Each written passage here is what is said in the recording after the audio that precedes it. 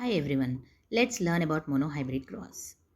A monohybrid cross is a breeding experiment between P generations.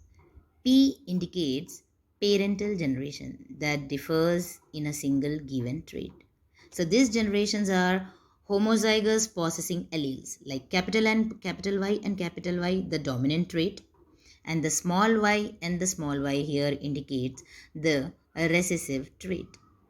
So the true crossbreeding between this parental generations by using a Punnett square, what predict possible genetic outcomes we get here in this monohybrid cross. Here it is said that in F1 generation, that is first filial generation, 100% produced seeds are heterozygous and 100% are yellow. And the green phenotype is completely disappeared, the recessive trait.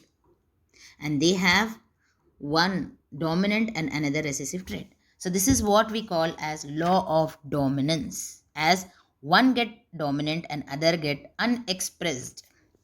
And when we take the traits of F1 generation like capital Y and capital Y, the dominant yellow, and the small y and the small y, the recessive green here in F2 generation, the produced progeny here in second filial generation, that is F2 generation, we get 25% are homozygous yellow, 50% of them are heterozygous yellow, and 25% of them are homozygous green. That gives the genotypic ratio 1:2:1.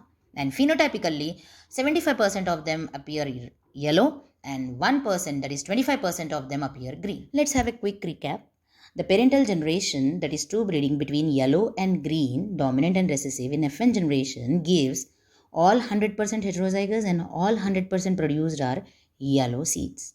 And when we self-pollinate between them in F2 generation, we get 75% of them are yellow and 25% of them are green, showing 3:1 ratio. Genotype as 1:2:1. And this is Mendel's monohybrid cross.